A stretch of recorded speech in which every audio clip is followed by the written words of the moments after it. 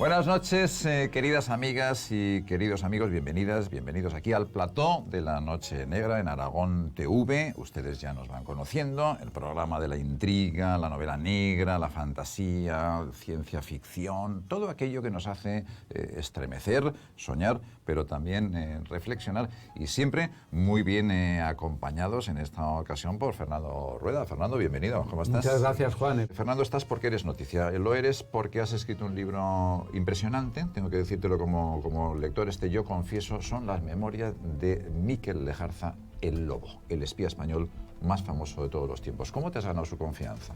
Mira, Miquel, llegó un momento en que se había dicho muchísimas cosas de él, se habían escrito libros de investigación, y él llega un momento en que me dice: Fernando, quiero contar mi historia, quiero contar la verdad de mi historia, y además lo hace, quiere decir que cuenta todo lo que ha hecho durante 45 años, no solamente la infiltración en ETA, que fueron 2 años, no solamente los 15 años posteriores, que estuvo como un cowboy, que digo yo, persiguiendo por las montañas, identificando a los miembros de ETA, sino que luego estuvo haciendo montones de misiones en Cataluña, estuvo identificando a miembros de Al-Qaeda, bueno, haciendo un montón de cosas que él dice: lo voy a contar. Y digo: ¿pero vas a contar también tus errores? Nos lo va a contar a nosotros luego. Sí, claro. Porque nos has prometido, Fernando, que vamos a tener a Miquel Lejarza en el plató. Y cumpliré mi palabra. Acabamos de disfrutar de un peliculón, ¿no, Fernando? Es una película fantástica, es una película que yo tengo que reconocer que la primera vez que la vi con mi mujer, cada uno interpretamos cosas distintas, ¿no? Pero es que David Lynch dijo, cualquier interpretación es válida después de ver esta peli, ¿no? Es un clásico. Mulholland Drive, Naomi Watts está fantástica, y Laura Harring es un bellezón. Pero hay un mundo onírico, ese extraño thriller noir, ¿no?, de Lynch.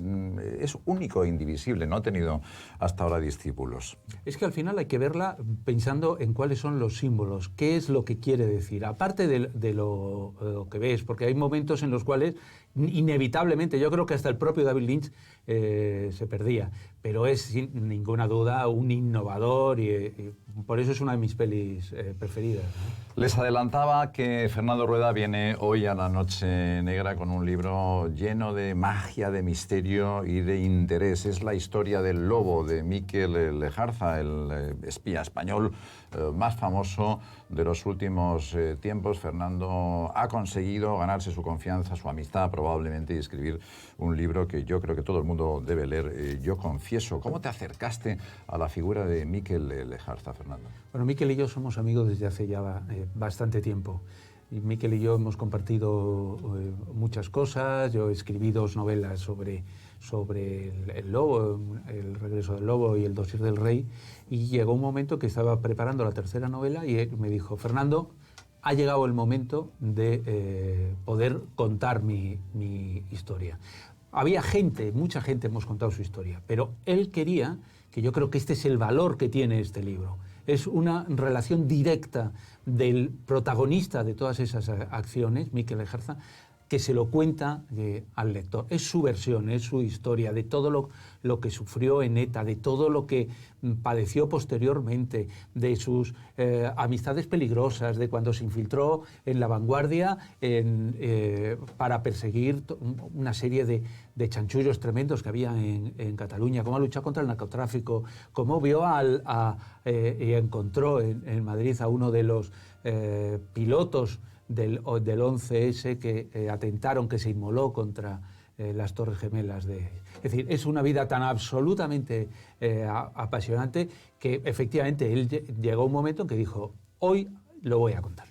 Y hoy y ahora, Fernando, va a estar con nosotros Miquel, porque ¿quién mejor para hablarnos de lo que ha sido el espionaje y la lucha contra ETA que el propio Miquel Lejarza, el legendario Lobo? Buenas noches, Miquel.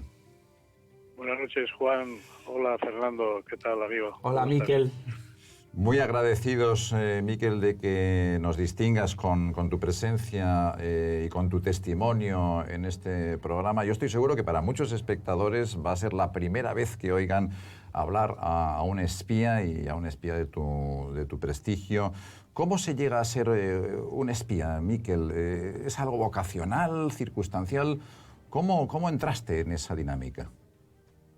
Yo en el caso mío puedo decir que prácticamente fue vocacional, ¿no? O sea, y fue además de la noche a la mañana. Es una cosa que aunque otros ya habían pensado en mí, yo estaba muy lejos de imaginarme siquiera que iba a poder entrar en ese mundo, ¿no? Pero bueno, luego con el tiempo te das cuenta, porque al final también me toca a mí hacer un trabajo similar, de encontrar el típico agente para una infiltración, etcétera, ¿no? Entonces, es un mundo que hasta que no lo vives, pues es muy difícil de imaginarlo. Conseguiste nada menos que infiltrarte en el aparato de la organización terrorista ETA en el año 73, si no recuerdo mal. ¿Cómo fue aquella operación? ¿Tuviste que cambiar de personalidad? ¿Tuviste que asumir, digamos, una apariencia diferente, una ideología diferente? ¿Cómo entraste en ETA? Pues fue una época muy dura, porque era la época fuerte de ETA. Tenían apoyos en todos los lugares y era el momento álgido de ETA, ¿no? Cuando tenía mucha fuerza. Es difícil, es muy complicado de ver, pero bueno, yo quizás pues tuve la suerte, la ayuda de Dios, etcétera, de que pude ir haciendo el camino poco a poco, ¿no? Y sobre todo fe en ti mismo, fe en algo más, y hay que tener mucha paciencia. Hay que armarse de paciencia, porque el espía o el agente de inteligencia no le gusta el centro que se llame espía, ¿no? Pero bueno, al fin y al cabo se cubren todas las posibilidades, ¿no? Porque los agentes, pues unos son analistas, otros son espías en países extranjeros, otros son espías de infiltración, etcétera, ¿no? Hay que tener, Miquel, mucha paciencia para ser un buen espía y yo creo que un buen seguro de vida también, porque una vez que estabas dentro de la organización ETA, tu vida corría peligro. Yo me imagino que esa sensación tenía que producirte una gran inquietud, ¿no? Un seguro de vida, pero un seguro de vida propio, ¿no? El que tú mismo te lo marcas, ¿no? Pero no hay otros seguros de vida, no hay seguros de vida económicos ni nada de eso, ¿no? O sea que si sale bien, sale bien, y si sale mal, pues ahí te has quedado, ¿no? O sea que aquí tienes que ir siempre pensando en que tu meta es larga, tu meta es muy difícil, muy complicada, no va en línea recta, va siempre haciendo curvas, ¿no? Y con muchos tropiezos por el camino, pero bueno, siempre con la mente puesta en que tienes que llegar a ese fin, a esa meta, ¿no? Tu trabajo de infiltración en ETA, Miquel, dio como resultados extraordinarios para el Estado español. Hubo redadas, se abortaron, gracias a tus informaciones, atentados.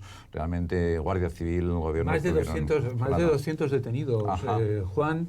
ETA se quedó sin infraestructura en toda el territorio. Sí, lo dicen. Entre otras cosas, Miquel, porque la infraestructura de ETA, que tenía la mayor parte de la que tenía, había sido pagada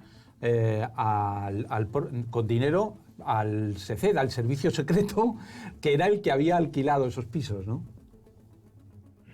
Bueno, hay una anécdota muy buena, Fernando, ¿no? Que yo creo que ha sido la primera operación, la única, que el Estado no se ha gastado un céntimo, porque todo lo que se movía, todos los alquileres de las casas, etcétera, y demás y tal, que había que hacer como jefe de infraestructura, pues todo el dinero se lo ponía ETA, ¿no? O sea que es curioso, pues una operación, la más grande que se hizo contra ETA, que se hiciera además con el propio dinero de ETA, ¿no? O sea, y la connotación del momento, ¿no? Porque siempre se habla del golpe tan grande, ellos mismos lo cuentan, etcétera, pero nunca se habla del trasfondo, ¿no? De ese trasfondo de lo que podía suponer en aquel momento, ¿no? Que se hubiera hecho esta operación. Y si no se hubiera hecho, ¿qué hubiera pasado? ¿Qué hubiera ocurrido con la transición? ¿Hubiera tardado bastante más? ¿Qué hubiera ocurrido? No, eso nunca nadie lo ha hablado, ¿no? Porque normalmente estas operaciones salen bien, te olvidas, y bueno, unos cuantos se llevan unas cuantas medallas, etcétera, y la gente pues a otra cosa mariposa, ¿no? En tus memorias, Miquel, vienes a sugerir que con ETA se pudo terminar mucho antes, que de alguna manera se permitió o se toleró la actividad terrorista por condicionamientos políticos. Y yo te voy a preguntar un poco por las fuerzas que sustentaron el terrorismo en los años de plomo y concretamente por el papel del Partido Nacionalista Vasco y del entonces su sumo sacerdote, que fue Arzalluz. ¿Sabían mucho más de ETA de lo que la gente imaginaba? ¿Fueron cómplices en algún momento? El PNV siempre sabía mucho sobre ETA. Es más, el PNV de alguna manera dirigía esos hilos principales. Yo no digo que dirigiera la organización, pero siempre he dicho que dirigía los hilos de los dirigentes de la organización, los diferentes dirigentes, ¿no? O sea, casi siempre el dirigente principal de la organización era alguien que el PNV ya había marcado ya a través de uno de sus agentes. O sea, que el PNV siempre tuvo un papel importante y claro, lógicamente, unos objetivos y unas vistas a futuro, pues que lo hemos visto, ¿no? Ya lo estamos contemplando. Teóricamente, Miquel, ETA ha dejado de existir, ese capítulo ha pasado a la historia. ¿Tú crees que es así realmente y que los antiguos terroristas se van a reciclar en políticos, en Bildu, van a ser alcaldes democráticos? ¿O tienes dudas de que digamos, el veneno continúe activo? Bueno, ahora es difícil que ETA vuelva otra vez a las armas. Le sería muy complicado ya. Ahora tenemos ya unos servicios de inteligencia con unos recursos impresionantes, tenemos una policía muy avanzada, una Guardia Civil que tiene un control exhaustivo de todo, etcétera, y ni siquiera a ellos mismos pues ya no les interesa por ningún lado, ¿no? Lógicamente, ¿no? Aparte de que saben todo esto. Pues, ahora lo tienen muy fácil, ahora están, ¿quiénes están? Está Bildu, ahora están... vamos, como siempre he dicho yo, en una frase lo digo todo, ¿no?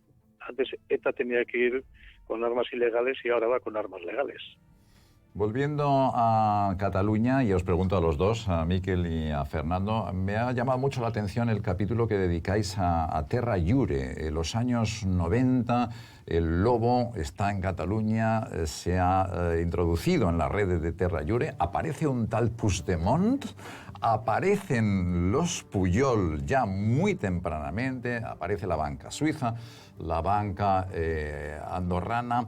¿Realmente había ya una corrupción establecida, Fernando, en aquellos primeros 90 ya?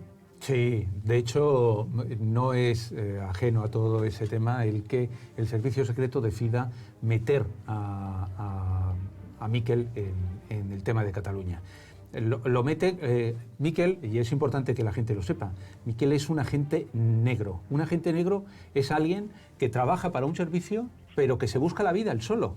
Es decir, por eso Miquel acaba siendo el jefe de seguridad de todo el tema del emporio, digamos, de La Vanguardia, que es mucho más que el periódico. Y ahí, trabajando para el periódico, trabajando para el Conde de Godó, él lo que hace es buscar esa información de todos esos chanchullos que están ocurriendo. Incluso le encargan una serie desde La Vanguardia, una serie de grabaciones ilegales que hace precisamente un empleado de Telefónica que se las hace también a la policía. Bueno, esto es curioso en el mundillo aquel de las alcantarillas, y entonces coge y esas mismas cintas se las pasa al servicio secreto. Por lo tanto, cuando ya llegan peleas mayores, como es la pelea de Mario Conde por hacerse con La Vanguardia, por hacerse con Antena 3, por controlar todo ese emporio, por él que manda en Banesto, que quiere entrar en política para quitar a Felipe González y Aznar todo el reinado, pues entonces no es de extrañar que sea ya entonces el propio servicio secreto el que le encarga a Miquel. Hay que evitar que el Conde de Godó le venda nada a Mario Conde, porque tenemos que acabar con Mario Conde, ¿no? ¿Cómo ves el problema de Cataluña, Miquel? ¿Te atreves a pronosticar un final? Bueno, pues ha contado un poco por encima Fernando el tema nuestro, la historia. Yo voy a decir una frase que no puedo decir más, pero una frase que corrió en aquel momento cuando nosotros ya teníamos una información que sabíamos entonces todo lo que está ocurriendo hoy día. Y corrió una frase de Pujol, el entonces presidente del gobierno Felipe González. Una frase cortita que decía: quítame como sea a estos muchachos de aquí. Y nos quitaron. O sea que... Esos muchachos informaron de que uno de los hijos de Jordi Pujol, y estamos hablando de principios de los años 90, había llevado un montón de millones de pesetas desde Barcelona a una cuenta en Andorra. Una historia de espías, es decir, que la llevaba la novia del hijo, que al mismo tiempo había conseguido uno de los hombres de Miquel liarse con la novia. Quiere decir que no creáis que esta es una historia de espías que cuento muy resumidamente. Y Miquel informó a su servicio del número de las cuentas y del capital que tenía en aquel momento Pujol en Andorra. Curiosamente, esa información nunca trascendió y nos hemos enterado hace 3-4 años de estas cuentas cuando el servicio secreto, y es de prever que primero Felipe González y después José María Aznar y todos supieran que Pujol se había llevado dinero a Andorra. Desde 1992. Eso es. De la época de las Olimpiadas de Barcelona, ¿no? Desde entonces y los diferentes partidos políticos que ha habido en el poder. Desde entonces, Miquel, has continuado en muchas aventuras, en muchas investigaciones, te has relacionado con los israelíes, con la CIA, con los rusos. Llegaste a encontrarte con Atta, con Mohamed Atta, el yihadista que chocó contra las Torres Gemelas. Lo llegaste a conocer en el Café Gijón, lo cuentas, es una escena también de puro espionaje. ¿Y cómo es tu vida? ¿Tu vida sigue siendo la vida de un espía, la vida romántica, apasionada, peligrosa, o es una vida hoy ya más relajada, más apartada? Bueno, hoy es una vida diferente, ¿no? Ya uno tiene muchos años y va cambiando un poco, ¿no? Vas dejando un poquito ya los problemas en tu país ya en manos de aquellos que yo siempre digo, quieres España, pues lucha por ella, ¿no? Entonces te dedicas un poquito más a la familia, a los amigos, a los bienes sociales, o sea que es una de las cosas que a mí ahora me preocupa mucho. Y yo soy una persona que siempre he estado bastante cerca de los temas del clero, etcétera, y bueno, pues a través de todas estas cosas pues uno intenta pues buscar el poder hacer algún bien común, algún bien social, etcétera, ¿no? Entonces siempre tienes algo para hacer, siempre hay otras formas, otras maneras también, ¿no? Y siempre con los oídos bien abiertos porque, vamos a ver, el espía o el agente de inteligencia no lo deja nunca, ¿no? Es claro, hay una cosa que está clara, que me da mucha pena, por ejemplo, compañeros que ellos tienen otra función, que es una función, por ejemplo, diferente, ¿no? De despacho, etcétera, pero cuando llegan los 65 años, pues le dicen a tu casa, y calladito, ¿no? Y ahí se termina. Puede haber alguno que otro privilegiado, pero muy poquitos, contaditos, ¿no? Los dedos de una mano no sobran dedos, que puedan tener un poco más de vida, pero el resto pues terminan en su casita, pues olvidados y sin nada que hacer, ¿no? Pero siempre queda, ¿no? Yo también siempre queda de esa cosa de que siguen teniendo dentro de ese agente, ¿no? Eso no se va. Yo lo que estoy muy seguro, Miquel, es de que no te van a olvidar, desde luego, los espectadores de Aragón TV después de este testimonio excepcional que te agradecemos, Fernando y yo, profundamente. Te damos las buenas noches. Yo me quedo con Fernando para seguir hablando de vuestro libro y de tus memorias, pero muchísima suerte y muchas gracias, yo creo que en nombre de muchos. Miquel, hasta siempre, hasta siempre. Y yo os envío un abrazo enorme a todos vosotros y a los que os ven.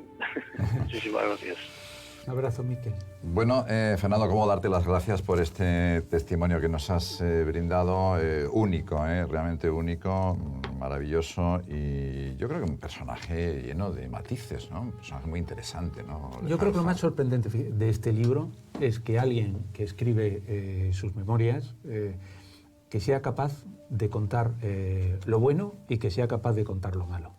Y cuando digo lo malo, a veces es una visión subjetiva, ¿no? Porque a lo mejor cosas que él hizo en aquel momento, en los momentos duros de persecuciones, de cosas, de meteduras de pata, cuando llevas 45 años, bueno, se pueden considerar lógicas, pero que las cuentes para que la gente te conozca tal y como eres es fantástico, y ese es el testimonio, ¿no? Lo que me ha gustado mucho también, Fernando, es que el libro va paralelo a la historia de España. Es decir, que las propias memorias del Lobo tienen los jalones en los grandes acontecimientos, en algunos, de la historia española hasta prácticamente la actualidad. Y por aquí van desfilando el conde de Godó, que decíamos, los Puyol, Perote, el comisario Ballesteros, todos los directores del CSIC primero y del CNI, Manglano, etcétera, etcétera.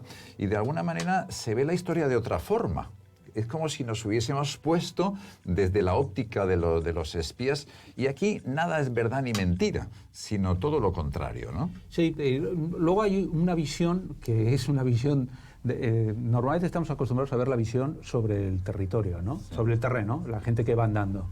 Esta es una visión de las alcantarillas, realmente de lo que no vemos, es decir, es de lo que es capaz de hacer la gente para conseguir aquellas cosas, que es capaz de hacer. Él cuenta determinadas cosas, por ejemplo, de la muerte de Carrero, diciendo que hubo gente que lo sabía, que estaba ahí, ¿no? Es decir, la historia no es solamente lo que vemos, sino que hay una serie de gente que está tratando de arreglarla, a veces para bien y a veces para mal. Hay un episodio que me ha encantado también, Fernando, en vuestro libro, y es cuando el Lobo se somete por primera vez a una cirugía estética de las varias, ¿no?, a las que se ha sometido, y no le reconocen. Entra a un bar donde había etarras, en fin, y él pasa desapercibido. Eso tiene que ser muy duro, ¿no? Someterse, digamos, a ese anonimato, a cambios de imagen, disfraces, cambios de identidad permanentes. Claro. Porque este hombre habrá cambio de persona. Claro, y en aquel momento se llamaba un mes de una forma y 6 meses después se llamaba de otra. Quiere decir que era muy complicado. Y le habían dicho, tú no tengas amigos. Y por supuesto, chicas, una noche y luego todo muy esto, luego nada de nada, ¿no? Quiere decir que cuando él toma la decisión de con Mamin, que también está su testimonio en el libro, que es fantástico porque hace un poco de contraste, ¿no?, con toda esa historia. Bueno, pues cuando él se enamore, cuando dice, a mí me importa 3 pimientos lo que me digan, yo voy al ataque, entonces entra en un problema todavía más grave, porque ya quien tiene que aprender la identidad, quien tiene que cambiar, ya no solo él, es su mujer, y luego los niños, a los cuales no les dicen quién es su padre, y es absolutamente muy duro y muy tremendo. Pero es que lleva así 45 años. 45 años, porque a día de hoy la amenaza de ETA es para él, viendo el ejemplo de otros países como Irlanda, como el IRA, es tremenda, ¿no? Entonces él sigue viviendo escondido. Él cambia periódicamente de domicilio. Gracias a Dios, porque ETA, en todos estos años desde que salió de la banda, nunca ha sido capaz de encontrarle. Aunque es verdad que alguna vez tuvieron sospechas y le colocaron algún coche bomba que por suerte no estalló.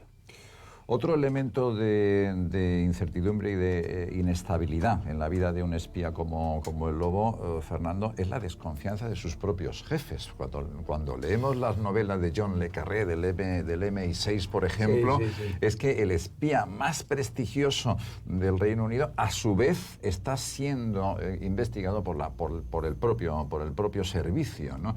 Esa especie de espionaje constante y permanente de unos sobre otros tiene que producir un estresamiento tremendo y también una cierta duda sobre los motivos que te han llevado al servicio, ¿no? Sí, el problema de Miquel es que cuando él es captado en 1973, le captan para infiltrarse en ETA, pero es un civil, en un servicio secreto militar. Con lo cual, cuando acaba, en realidad no encaja. Es decir, la mayor parte de los topos, de los grandes topos de la historia, luego ya no saben qué hacer con ellos. Gente que muy buena, que tiene mucha información, pero que para el servicio les supone un problema. Con Miquel lo intentaron, pero Miquel se emperró en volver a esa lucha de ETA y estuvo 15 años más en esa lucha contra ETA. Pero nunca se ha llevado bien con las estructuras, ¿no? La mayor parte de los directores le han querido llevar por caminos en los que él no ha aceptado. ¿Qué ha pasado? Que con el paso de los años se convirtió, ya hace muchos años, se convirtió en el espía más antiguo del servicio secreto y sabe más que todos los del propio servicio. Alguno, como Javier Calderón en la época de Aznar, intentó acabar con él, intentó quitarle del medio, le quitó lo que le pagaban. Es decir, Miquel se deprimió porque también tiene derecho a deprimirse, a sufrir y a que fuera su mujer la que tirara de los pelos de él para que volviera a la vida normal. Pero luego han llegado otros directores y fue en el año 2010, hace 10 años, cuando por primera vez después de 35 años le pusieron una medalla de segunda fila, pero medalla al fin y al cabo, porque los grandes héroes del espionaje, los grandes héroes de la infiltración se convierten en héroes nacionales. Mira el ejemplo de Donnie Brasco, que se hizo la película y tal, que se infiltró en la mafia y tiene la medalla del Congreso, le reconocieron, le dieron, le pagaron, le nombraron, y aquí en España somos muy desagradecidos.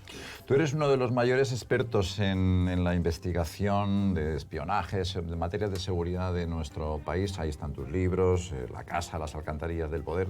Todos son grandes éxitos. Pero yo tengo la impresión, Fernando, de que Yo Confieso has dado un paso más. Como periodista, te has involucrado, has conocido personalmente y de qué manera al lobo. Y eso tiene que haberte producido una serie de efectos también y de consecuencias, tal vez, ¿no? Sí, yo creo que la vida de cuando escribes libros, aunque yo vengo del periodismo y sigo con el periodismo, al final solamente te puedes meter en un libro si te supone un gran reto y una experiencia que te apetece. Y entonces con Miquel era una experiencia absolutamente apasionante y enriquecedora. Realmente, bueno, el libro ha ido muy bien, con lo cual no me puedo quejar, pero humanamente he crecido muchísimo, efectivamente.